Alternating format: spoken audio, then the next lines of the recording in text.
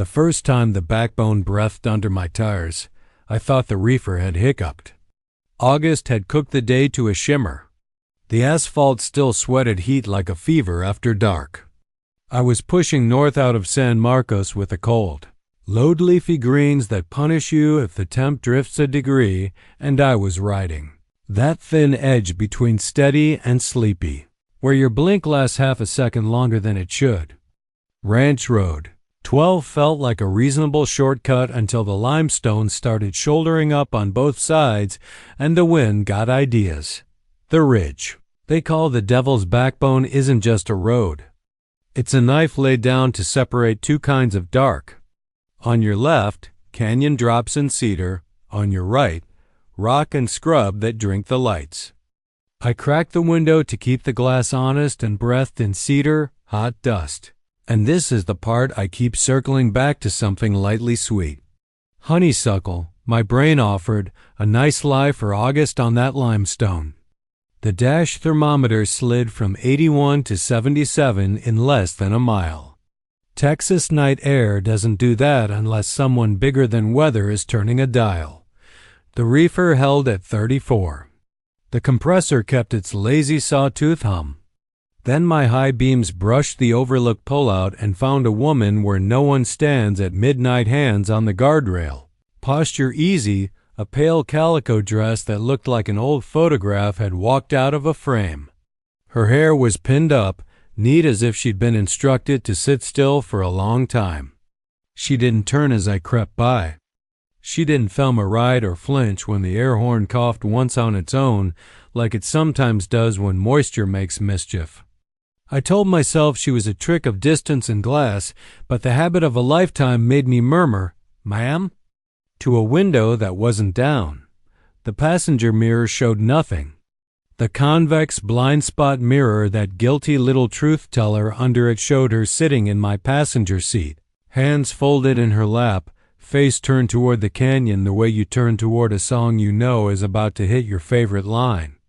I kept my eyes on the white line and let the mirror be a liar. The seat creaked like a second person had found the comfortable part of the cushion. The reefer slid to 32 without throwing an alarm. Breath fogged the passenger glass from the top down, which is not how breath behaves.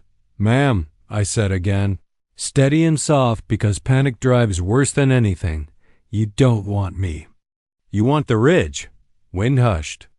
The guardrail posts seemed to count farther apart, like the road had decided to be generous. The dome light switched off glowed at half strength, the glow of a child reading under blankets.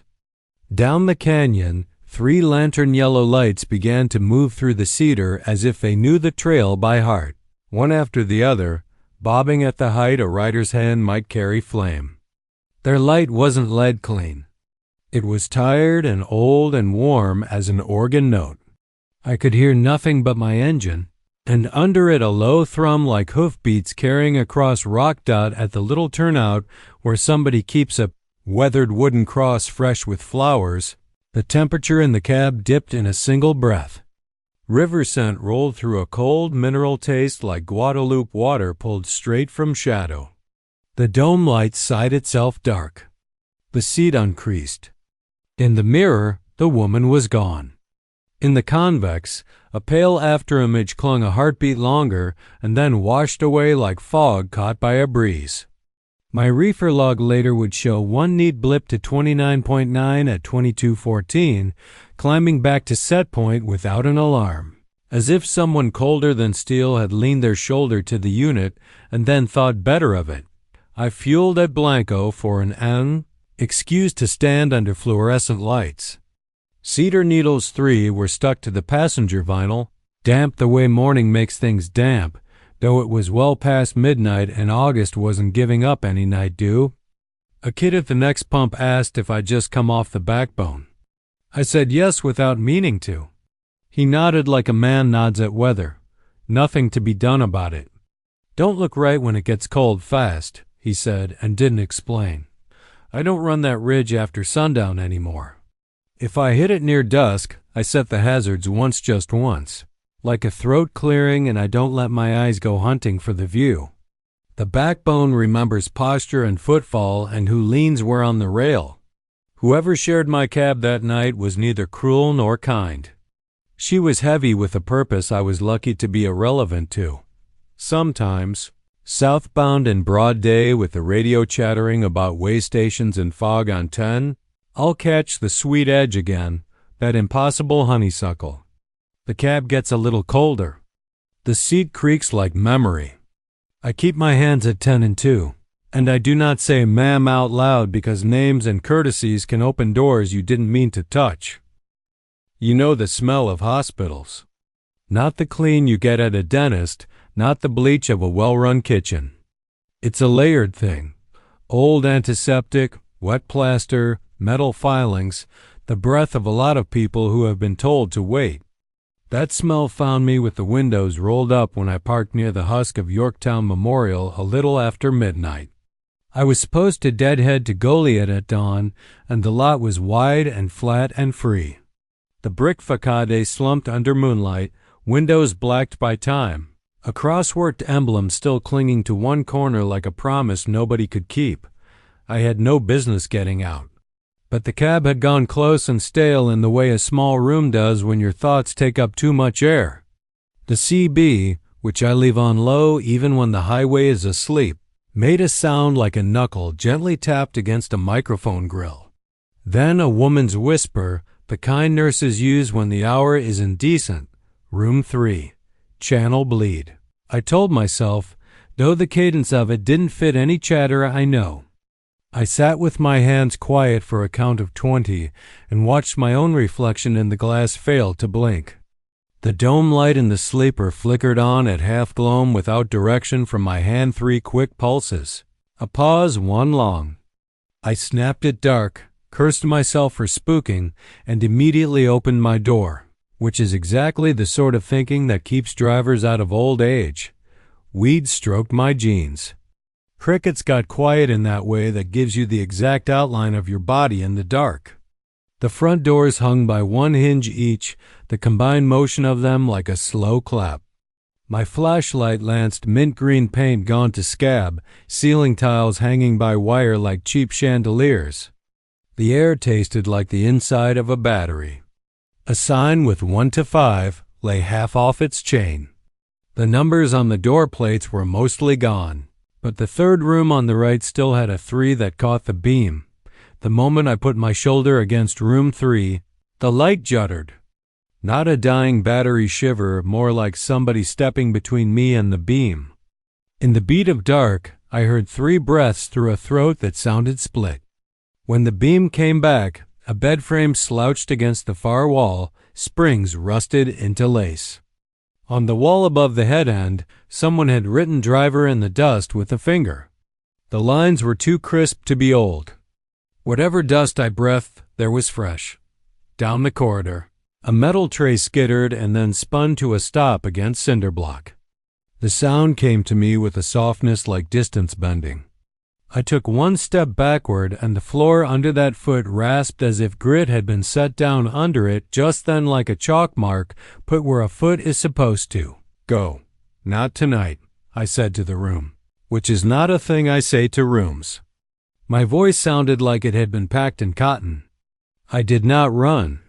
I walked briskly, which is run's self-respecting cousin, out into air that had the mercy to be thick and hot again.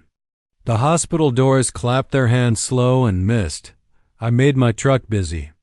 I locked what didn't need locking. I counted straps that didn't need counting. The CB whispered, vitals, like it knew my vocabulary and wanted to borrow it back. My phone face down, notifications off woke on its own to the health app's heart graph. Peaks and valleys doing what they do until exactly 12:14. When the line went mean and flat for 2 seconds and then pretended nothing had happened. My own chest hurt with the effort of not checking whether it matched. Headlights catching the facade as I pulled out showed second-floor windows glowing a thin, uniform white everyone at once, as if a nurse had been told to make the rounds and chose light over footsteps. By the time I had reversed angle to leave, The white had folded itself dark so neatly you could believe you'd imagined it at the Goliath dock. The receiver asked if I was under the weather because my hands put the clipboard down like it needed gentling. "Just tired," I said, which was the smaller lie. The bigger one would have been to say that Yorktown footprints don't fit your shoe size, but they match your stride. I passed room 3 once and felt a mark chalk itself on the floor where my heel should have been. I am not interested in checking whether it's still there. I do not nap within sight of that brick now. The smell of bleach at other hospitals is bearable again, but I still taste a penny for a second in the parking lot before my mouth remembers water. I was too early into Alpine and not sleepy enough to risk a bunk, so I rolled west to the viewing area like every fool who wants the desert to perform. The sky was a chrome bowl full of drill holes called stars. The flats beyond the platform looked like an ocean that had heard about waves but never bothered to make any. It was close to midnight, the air a temperature that lets you forgive every bad thing August does to you at noon. The first light rose gently, like a soap bubble someone had exhaled with care. Then another. They were not headlamps, the height was wrong. There was no beam, just bodies of glow. They were not aircraft. There was no red or green, no blink coded for comprehension. The color was the color old glass takes when it remembers the sun warm, almost honeyed. They braided each other, separate and together, slow as people dancing who don't need to impress anybody. I felt something like joy. It's embarrassing, but I did. All those years of hearing, maybe not, then there it was, the kind of beautiful that asks nothing. The feeling lasted until the closer one broke off and started towards me. It didn't glide. It rethought distance. 1 instant 2 football fields away. The next half that. It paused like good manners. My truck's hazards were quietly marking time because I default to making myself visible when I stop somewhere I don't belong. The light pulsed with them. Bright dim, bright dim.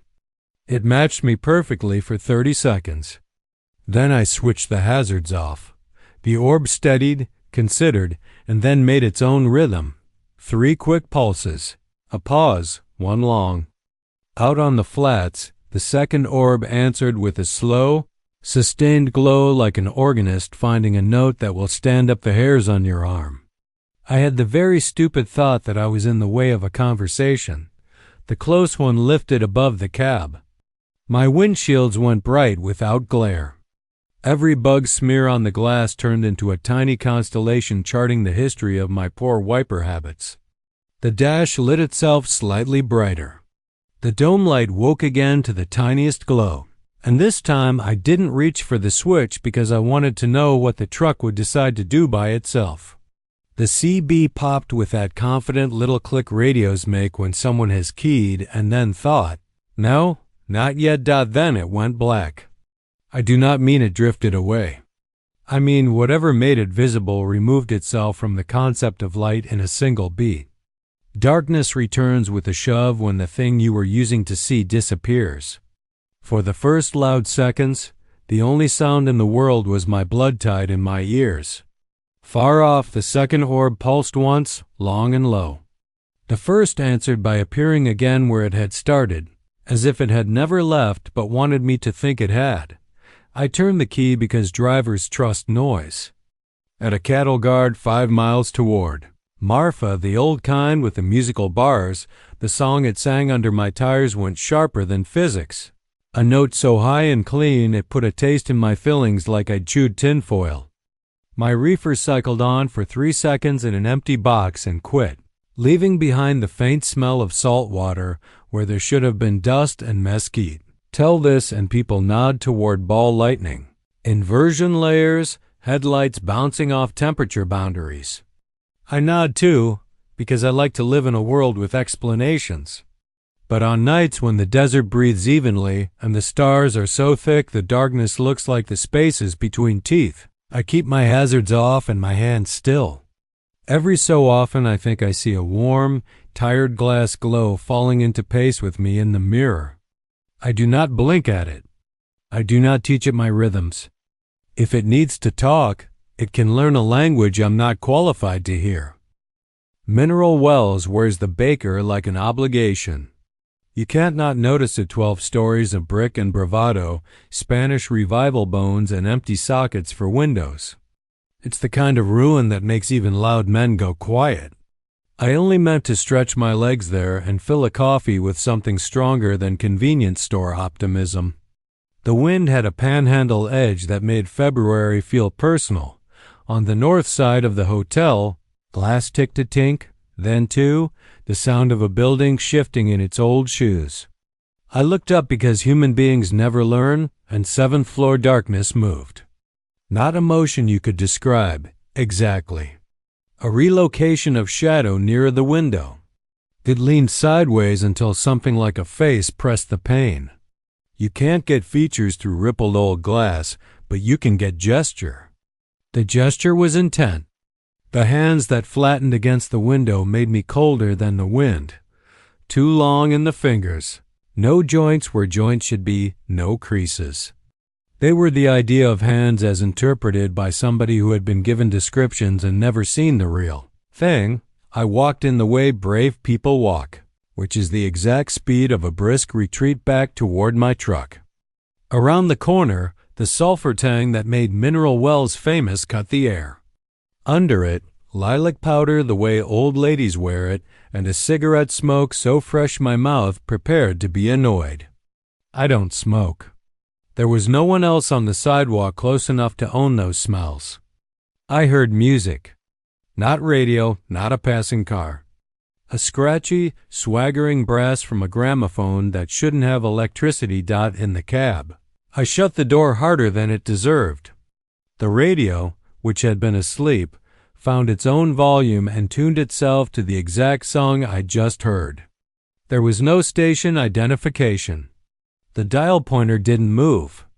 The sound came from somewhere that had never met FM.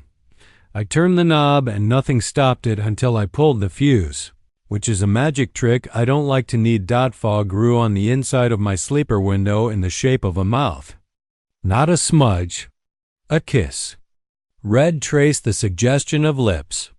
I wiped it away, insulted and shaking, and it came back, fainter, then stronger, like something practicing.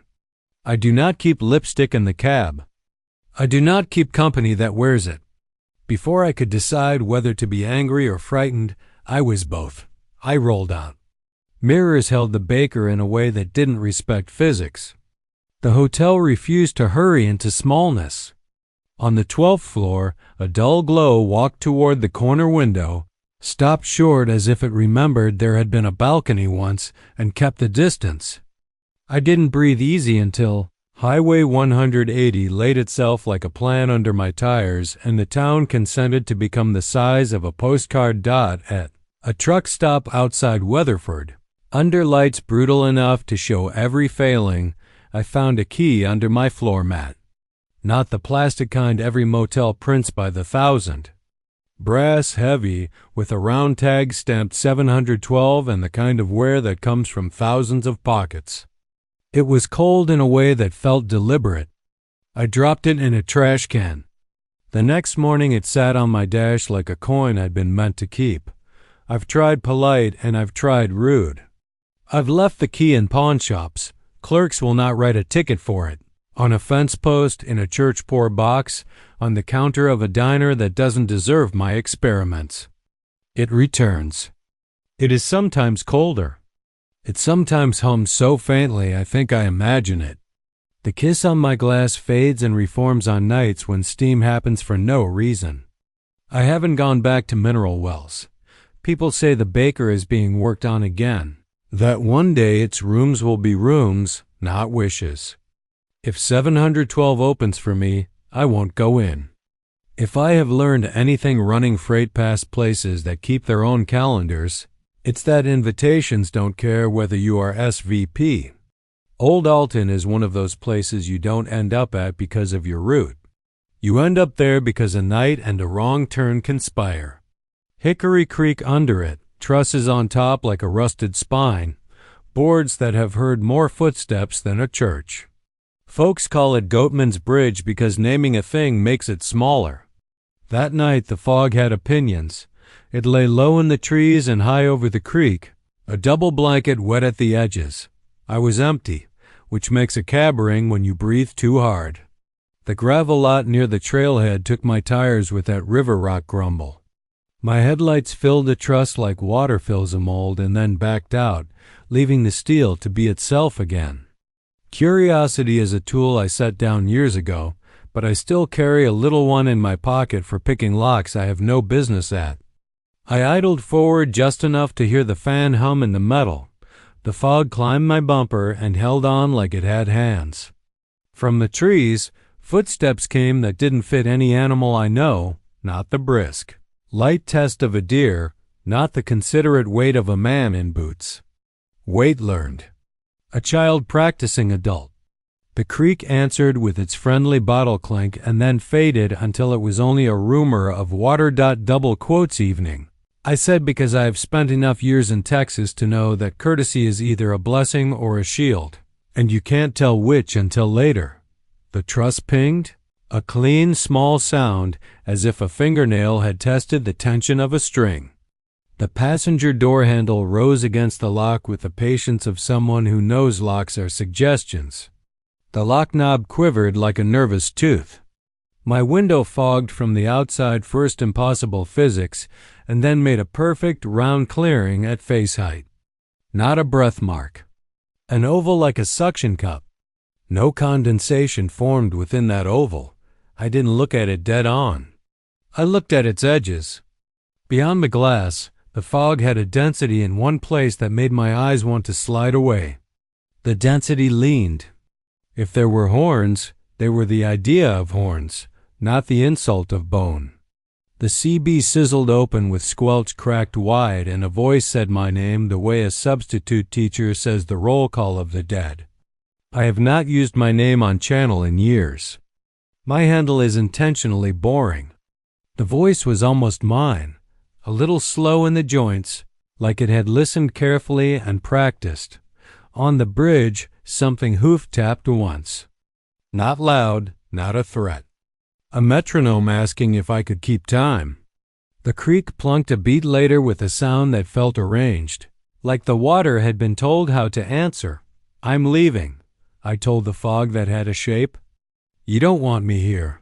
The window oval did not move. The handle let go as if out of politeness.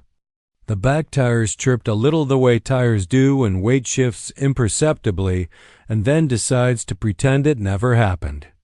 I put her in reverse and didn't watch the glass. The fog clung to the bumper until the bumper remembered it was a boundary. In the mirror, the bridge receded slower than sense. A shape crossed the deck on two legs, trying 3, and then changed its mind about the number. The laugh that came after had no humor. It was the sound you make when you first discover you can make sound. I drove the long way back to the yard with the radio off. Noise felt like attention you do not want. Under the cab, the cross-member wore a tuft of hair when I checked it next morning. Goat hair is coarse and argues with your fingers. This was soft enough to feel like apology. The paint on the passenger door had a ring of fine powder where the oval had been, as if salt had kissed and fled. When I turned the CB on to a safe channel, a voice said a word that wasn't my name exactly, but laid over it like tracing paper. People tell the story of the Goatman a dozen ways, wronged and lynched, and back for justice or just hungry for fear. I won't tell you which one is true. I will tell you this. I don't say my name out loud where the creek runs under those trusses. If I must cross near there and fog lies like a plan, I keep both hands on the wheel and let the road think for me. If a laugh comes from where my headlights already are, I treat it like black ice forward, no sudden corrections, and the humility to know that sometimes survival is just not answering a question.